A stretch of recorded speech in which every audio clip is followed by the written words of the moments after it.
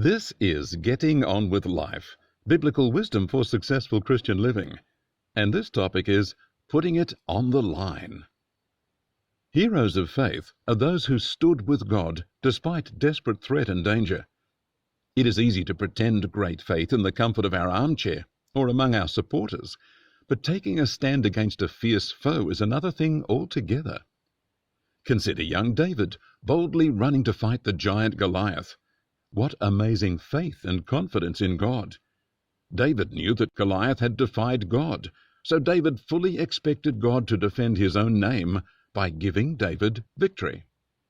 In 1 Samuel 17:45, David said to the Philistine, "You come against me with a sword, a spear, and a shield, but I challenge you in the name of the Lord of hosts, God of the armies of Israel, who you have defied." David put his life on the line to defend the honor of God's name.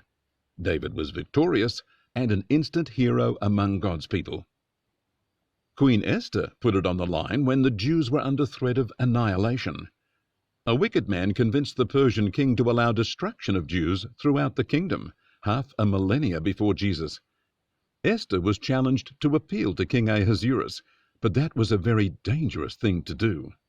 Esther 4:11 says, "Any man or woman coming to the king in the inner court who is not called will be put to death, unless the king holds out the golden sceptre, that he may live. But I have not been called to come into the king these 30 days." She was challenged to put it on the line for her people. So Esther 4:16 records, "Do not eat or drink day or night for 3 days, and I and my maidens will fast as well. Then I will go to the king, even though it is against the law. And if I die, I die." I get called on by people who have some desperate situation. It often surprises me what people think is desperate.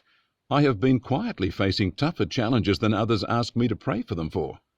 To them it is do or die, but in reality it's just another challenge in life that multitudes deal with. In Esther's case, however, this really was serious. If I die, I die. She was putting herself on the line and was at the mercy of God. That's why she and the others were fasting, to call on God's help and protection. Wonderfully, the king was pleased to see Esther, and in due course of time the threat was turned into a wonderful deliverance for the Jewish people. Young David ran with boldness to fight Goliath. Esther was much more reluctant, but still put herself on the line.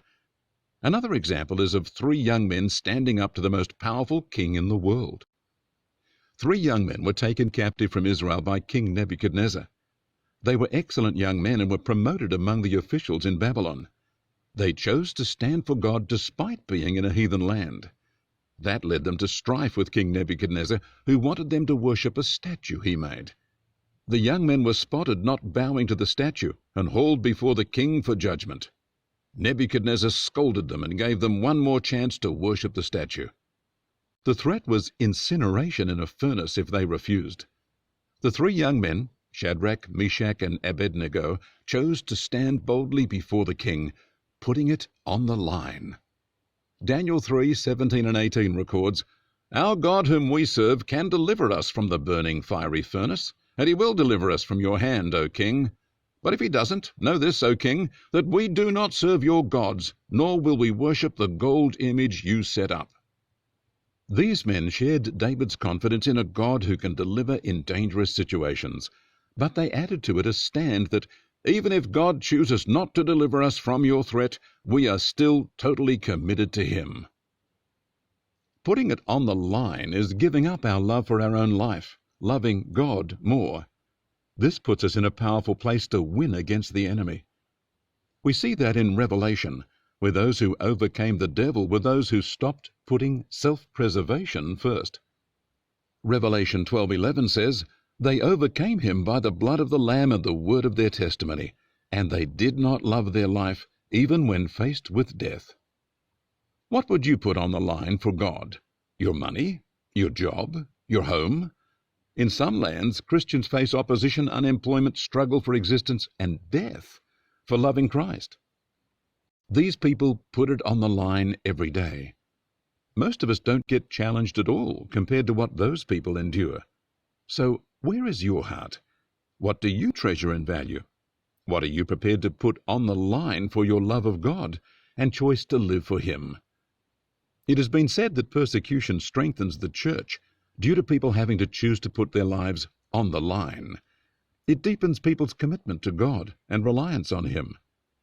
I don't wish trouble on you, but I do challenge you to be prayerful about letting God own much, much more of you all the time. May you be one who lays down your life for God and lives in the joy and victory of putting it on the line. God bless you.